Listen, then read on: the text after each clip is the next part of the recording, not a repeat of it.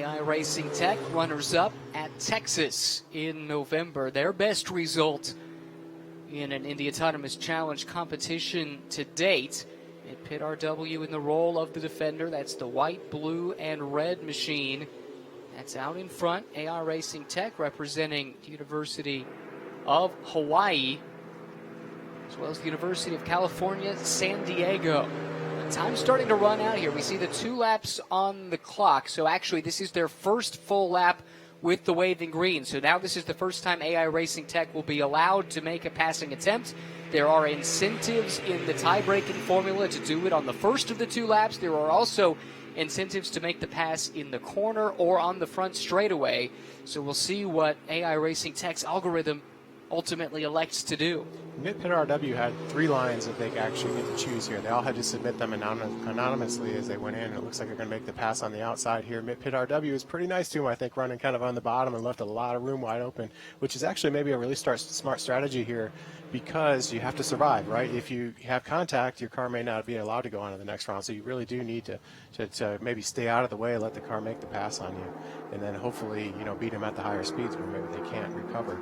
They should move up to 100 miles an hour here, so you can see AI Racing Tech got up to that speed, and MIT-PITT-RW really didn't skip a beat here to keep up with them, so they'll probably start this next round here pretty quickly. On to the next round, where the target speed jumps from 80 miles per hour to 100 miles per hour. AI Racing Tech will need to hold that speed relatively constantly within a very small margin of error. If they go beyond that margin of error, there could be a disqualification.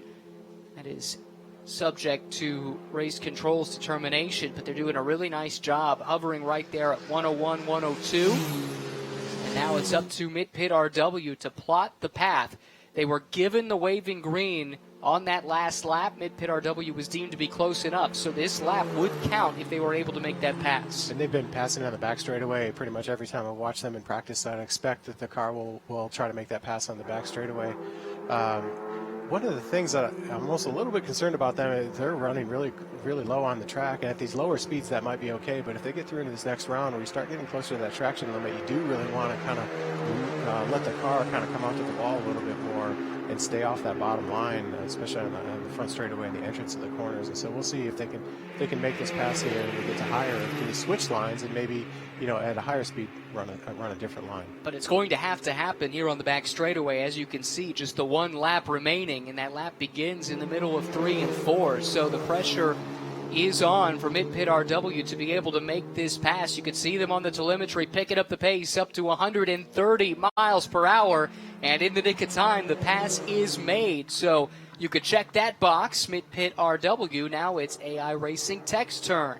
Yeah, pretty textbook right on the bottom, and they were able to make that, get the car to rotate into the bottom and ride the bottom line into the corner. So did a great job. The car has a lot of horsepower, so it can easily pick up and make that pass on the back straight. So here you can see him again running the bottom. See if AI Racing Tech, they're again, they have that time to learn this. It looks like their waving green is there. They have 2 laps to do this, try to learn where it is. I would probably not want to make that pass on the front straightaway, even though he does give you more points than a tiebreaker. But it is just so much more risky to do that. We've seen only maybe 1 team do that consistently out there, and the back straight is definitely the place to do it if you can, especially with MIT-PITT-RW kind of running the bottom. I say being nice right here, even though this is difficult to do. It looks like they're going to pass them right here up on the top. Just a 12 mile per hour speed differential, but it's more than enough to make the pass on the first time of asking. So AI Racing Tech and MIT-PITT-RW successful at the 100 mile per hour threshold. So next we move to the next threshold, which is 115 miles an hour, I believe, is what it should be. So it looks like they're up there now. AI Racing Tech is up there. They're all actually running. MIT-PITT-RW is up to around 130 now. They're trying to catch up. So the cars sense that, right? And they really will pull in about 100 meters or so before contact. They start really sensing or tracking the car in front of them. And you may see the MIT-PITT-RW hit the brakes a little bit. Every now and then you see the brakes flashing, and at the time when you wouldn't expect it. It's really because they're maybe trying to maintain a distance to the car in front of them. And that kind of gives you an indication that they're tracking the other car. They know it's there pretty well. We've talked about the difficulty of making that pass on the front stretch. Is that just the D-shaped oval nature of this track with the double dog leg that adds some complexity relative to the straight back straightaway? Yeah, definitely. And it's really, that car in front is kind of sweeping across the track a couple times. as they go out, they exit the corner, they go through the first dog leg, they'll be out near the wall, and then they'll kind of come back down and kind of cut the apex. It's almost like two corners, really, the front straightaway. And so they're back and forth across the track. It's kind of hard to gain position on the other driver at that time, whereas in the back straightaway, you're going in a straight line. And so it's significantly easier to find an open spot here. And it looks like they're going to make this pass here on the bottom. Hopefully they make it going on into the turn. Now they're on the bottom of the track, so they're going to have to turn pretty hard going in here, and hopefully that car is stable. It should have enough traction to be able to handle this at 115, and they did. No problem there, which is great. You can see them then kind of come back up the track there. You can see some white lines on the track. Those are kind of the where they do driving schools. It's probably the ideal line at really high speed that you may want to run. And they ran right back into that, no problem.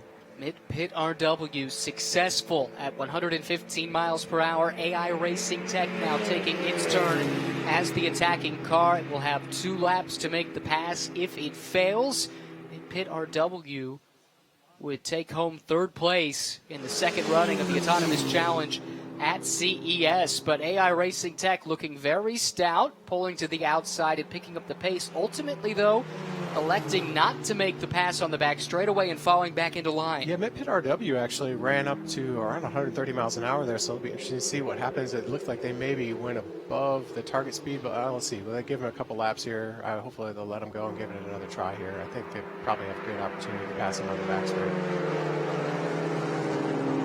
See him taking that low line again with MIT-PITT-RW. That makes me nervous right down on the bottom, because again you have to kind of pull that car down, and it's a little bit harder to rotate. But at these speeds, there's enough downforce in these cars. If the tires are warm, it should be okay. But again, if they get to higher speeds, hopefully they're going to switch to a line that kind of floats out toward the wall. Doesn't look like the waving green was issued on that previous lap anyway, so no harm, no foul, it would appear, for MIT-PITT-RW. And AI Racing Tech certainly equal to the challenge. Gary Passen's squad able to make the pass around the outside, and we move now to the next threshold, 125 miles per hour. Yeah, great pass up on the high side, and then they actually kind of left that lane open. You can almost see that they almost didn't look super confident that they were around, and it stayed up there on the high line, which isn't ideal, but they made the pass no problem. And boy, this is great. I mean, both of these teams have really picked up compared to where they were even just a few months ago, so they should be really happy with how their performance today. Well, certainly comparing apples to apples on this track 1 year ago, I think it's safe to say neither of these teams were at this level at that point, and they're making this look relatively routine. Yeah, they really are. They really are. You think about it, they're up to 125 miles an hour here and kind of making this look easy, to be honest with you. But this is difficult, and they've spent just thousands and thousands of hours writing these algorithms and refining them and just processing the data and understanding how these vehicles are moving, and how they're working, and it's paid off for them right now. The green has been given at this next target speed threshold of 125 miles per hour. MIT-PITT-RW, the trailing car, will have 2 laps once again to make that pass. The world's fastest autonomous race cars, valued at over $1 million apiece, completely autonomously duking it out here at Las Vegas Motor Speedway. And MIT-PITT-RW generally tries to make the pass on the second lap, but it looks like they're going for it right here on the first one, which is great to see, up to over almost 150 miles an hour. And if I'm right, I believe that may be the fastest their car has ever gone. I think they said they were around 147 or so earlier. It was the fastest it's ever gone. So here they are. They're pushing beyond, into territory they've really never done before, which is just great to see in the competition. Once again, now it's up to AI Racing Tech to answer the challenge. Not sure if the green's been given or not, but that car is looking awfully anxious. No green yet is the word from race control. So coming around, they'll get it in turns 3 and 4. The next sequence coming up in just a few moments, but I can almost sense these cars perhaps a bit more comfortable with a little more speed. Yeah, they get a little bit more downforce, and the tires get a little bit warmer too, so maybe they are a little bit more comfortable as they go, as they warm up and get a little bit further in. But it also gets the risk a little bit higher too. Looks like there's some maybe tape or the wrap flapping around underneath that car. That shouldn't be any issue. But yeah, it's the one thing they have to be careful with is you get to higher speeds is you do need to be less aggressive with the movements of the steering wheel, the braking. I can actually hear kind of a whistle when some of them were backing out in the corners, and that, as you get to higher speeds, may actually cause you to spin out. So the controllers are definitely sensitive to the speed that they're going, and they become a little bit more gentle, if you will, as you get to higher and higher speed. You can't be as aggressive because the car gets closer to that traction limit. Looks like they're making the pass up on the outside here. This is the first flying lap for AI Racing Tech and MIT-PITT-RW at this level, and an easy pass made on the entrance to the corner. It does need to consolidate the pass by rule, and it looks like AI Racing Tech, by moving in front and then taking its preferred line once again, has been able to do so. So we up the speed once again. Should be up to 135 here. It's in 10 mile per hour increments, and MIT-PITT-RW will catch up. They are doing that right now. So AI Racing is running around 135. MIT-PITT-RW is about 10 miles an hour faster. So they're closing in. They realize that they're behind the car. May be tracking or may not be tracking the car in front of it, but it knows it needs to catch up. So it's starting to do that right now. Remarkable thing here is that the target speed for these teams right now is about 10 miles per hour under the maximum speed they have ever achieved up to this point in the competition. That's now the minimum they must maintain. That's right, and so it's definitely a challenge, and their controllers may not be stable at this speed. So this is going to be, they're learning really as they go, so the risk level is definitely coming up. Quickly explain what you mean by controller for the layman at home. Sure. So we're trying to make sure the steering is stable, right? And there's a whole there are motors and everything in there are doing that. We want to make sure that the car is stable as it's going, and just as you get to higher and higher speeds, it's certainly possible that the car will just lose control because it's not stable, and so you have to sort of recalibrate. Making the pass on the bottom in the corner. This is actually really daring. Looks like they might back off that pass for now and maybe try again on the back straightaway. And again, it's up to the algorithm to decide if this is too great a risk to undertake. And evidently, for MIT-PITT-RW to pull alongside in the corner, that was not something, at least on the first lap, that the car was comfortable with. Yeah, it got nervous. Essentially, it saw that the risk was too high and it slowed down. They slowed down about 120 or so, and then they came back into it. So we'll see if they're going to catch up here. Well, now they have to. That's the struggle here, because this is the final lap, and it looks like the car is actually off the pace a little bit. It stopped tracking the AI Racing Tech car, which has been able to maintain its target speed. So this could spell trouble here for MIT-PITT-RW. It does not look like they will be successful in making the overtake at 135 miles per hour. So now we reverse the roles, assuming there's not something wrong with the vehicle itself. And then, if AI Racing Tech can successfully complete the pass, they will be the winner of this matchup. Yeah, I think it's going to be AI Racing Tech. We'll have to see what they do here at race control. But the MIT-PITT-RW car has stopped, so there's either some sort of issue or they just flat out don't want to continue. So we'll have to see. That could be a team decision or it could be a race control decision. When you say stop, the engine is off completely, correct, based on what we're seeing on telemetry? That's correct, yeah. The Hawaii car is still running. Sitting there on the track, probably what they call a red flag, which is basically just stopped because there's some other issue on the track. And so it'll sit there and run, and the race control will advance it. This is really a safety thing that they're trying to do. Want to make sure that everybody's okay. And you don't want to send a track worker out on the track when there's another autonomous vehicle out there. This is pretty normal procedure here. What a great event, though. These two really went after it. That was fantastic. Got up to the 135 mile per hour minimum speed threshold. And you mentioned the fact earlier that perhaps the MIT-PITT team viewed this as a risk that was too great. Again, keep in mind, these are $1 million race cars owned by these universities. There are no small crashes, especially at 135 miles per hour. Yeah, definitely not. And things can go quickly, but it'd be interesting to hear from them really what happened there. And but again, these were speeds up above where they've really run in the past consistently, and so they've done a great job. It looks like Hawaii here is victorious. AI Racing Tech backing up their runner-up results at Texas last November with a third-place result in the Autonomous Challenge at CES. Remarkable progress from both of these teams, and we should rehash the story for MIT-PITT-RW. The hurdles that they've gone through, that car was a bare tub just 2 days ago. They lost 2 days of running due to an incident when their car was hit by one of our finalists, actually, Tomb Autonomous Motorsports. No fault of their own. That really put them on the back foot, but they were able to overcome that, make it here to this consolation matchup, and achieve speeds that, at least in head-to-head competition, we've yet to see out of them before. Yeah, they did a great job, and if you saw the video earlier where they were showing how they repair the cars and maintain the cars, most of the shots there were of their car because it was completely torn apart. They really went through the entire back section of the car and some of the tub as well, or some of the pieces in the cockpit as well. to make sure that it was ready to go. So it's a remarkable comeback for them. It's great to see that they got out on the track and did a great run, probably their best yet. I'm pretty sure, hopefully they're happy with that, because honestly they've done a great job. I'm sure the students will be a little bit disappointed, but they really shouldn't be in this case. They really just did an outstanding job. There's Andrew Saba there, one of the nicest people in the pit area. Just outstanding team to work with. It's great to see that they did so well, and for AI Racing Tech, this is outstanding. The smiles on the faces of both teams speak volumes, that's for sure. Well, let's go back down to the pit lane. Shay's got another very important person who's had, and whose company has had a very major impact in the Indy Autonomous Challenge.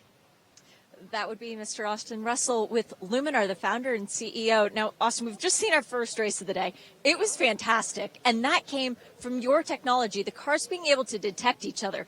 Talk a little bit about this whole experience for you, getting to see your technology in action.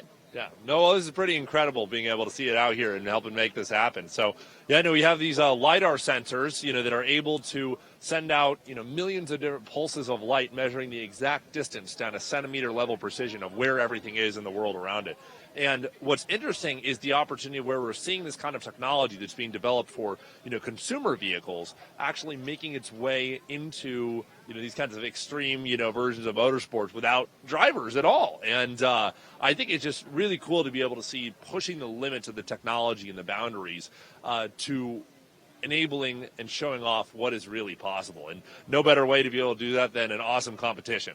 And one thing that we've seen today in particular is vehicle avoidance of obstacles, whether it's something imagined or another car on the track. How difficult is that to create, and then how rewarding is it to see it in practice? Absolutely. So I think what's cool is that actually at CES here we have this thing called a proactive safety demonstration where with our hardware and software we're able to show how you can avoid collisions with different types of in this case we have pedestrian crash dummies or a tire or object out on the road. And I think it's the same kind of principle, but of course operating at 100 or 200 miles an hour. So but what's cool is that because of the really long range capabilities of the LiDAR, this is where this gives an opportunity to be able to push the limits safely and do so by having these cars have an understanding of everything around them and for other objects, obstacles, navigation, and even how they were able to see in pitch black last night when they were running it out without lights on. Now, LiDAR is something that I'm familiar with from treasure hunting. It's like ground penetrating technology. What made you want to use it in car and autonomous vehicle technology? So it's really all about safety and then being able to enable the next generation of autonomous capabilities. So, it's having that extreme confidence in terms of the detections and understanding of the environment is what makes it so unique and useful. And that directly translates from a number of different applications. Of course, the automotive industry, I think, is the most exciting one there, too, because it can have the biggest impact in terms of direct, I would say, improvement and of consumers' lives in a dramatically better driving experience. So, in addition to these driverless cars that you see, our goal for consumer vehicles is also to be able to enhance the driving experience. It's actually not just about replacing the driver. But what is cool is seeing it out on the track just like this here, too, going at crazy speeds with cars battling each other out. That's pretty awesome. It is. Thank you so much for a couple minutes of your time. And where are you going to watch the next one from? Because the next one's the final. Well, we'll see. I'll be around here, so it'll be good. You can. I'm up in the Luminar booth area, but I'll probably be walking around and being able to say hi to folks. It's an amazing event that we've all come together and put on, and congrats again to all the different teams that have really done such an incredible job of maximizing this kind of capability and making the most of it and putting on a show. Thanks, Austin. All right, thank you. Austin Russell, founder and CEO of Luminar Technologies, one of the most remarkable individuals you will find anywhere. Founded this company at 16 years old, just before turning 17. And Luminar, the technology that they have brought to the Indy Autonomous Challenge, it has been a core component of the obstacle avoidance within these competitions. Yeah, it's a really critical sensor set. As Austin mentioned, it uses lasers to measure distances really precisely. And if you think about a car that's moving almost 100 meters or a football field a second, if you will, you do need to see pretty far up the track. And so it's one of the things you kind of had to figure out early on. Well, how far up to the track do we actually have to see that we can avoid an obstacle if we're moving at these kinds of speeds. And it turns out with these Dallara AV21 cars, obviously they're very high performing in cornering, but you need to see about 2 seconds up the track, about 200 meters or so, and their LiDARs are capable of doing that. The challenge is here that these cars are actually so small. If you stand next to one on pit road, they're about knee high or so. They're not very big, and so the number of reflections or the points that you get back really maybe aren't that many, just because the target is so small. The LiDAR can actually see that far. It's just you just don't see much of the vehicle because it's so small. So the teams have figured out how to then incorporate some of the other sensors, and they've slowly expanded out how far ahead they can see with good reliability. And but yeah, absolutely. And as you mentioned too, Tomb ran last night without the lights on. They had some neon lights on their car, or some LED lights on the car, so you could see it. It's a pretty amazing thing, and that's something you couldn't do really without those LiDARs. And it does open up, as you mentioned, a lot of new opportunities, I think, to improve the driving experience for you and I. Yeah, really cool footage of that too, of a car driving around in pitch black. It doesn't need any light to be able to detect obstacles around the track with the LiDAR and the radar technology. So really, really cool stuff. Second year in a row, in fact, that they've been able to do that here in Las Vegas. Let's get back down to the pits and Shay. It's been a bit of a roller coaster today for ART, but it ends on a high. And CK, you guys have the biggest cheering section. Do you think they willed you to this third place? I absolutely think they did. I think that we would not be here without them. I think their energy definitely helped propel us forward today, and it was incredible. It's absolutely incredible. What does it mean to this team as a whole to go from thinking you were done racing to going out there and then actually beating someone, proving your algorithm was better? Yeah, so we took second place in November, and I think that there were some disqualifications there, and I think there were some questions as to whether we really were the better team. And I think today that really proved that we do have the strength to come out here, and we do have the strength to absolutely crush it. Do you want to add anything, Aman?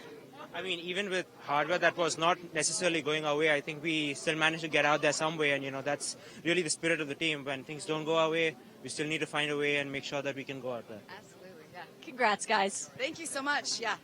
In so many ways, Rob, that's the spirit of this whole competition. Let's think about the atmosphere in which it began. This was announced just prior to COVID, and so all of these universities around the globe had to scrap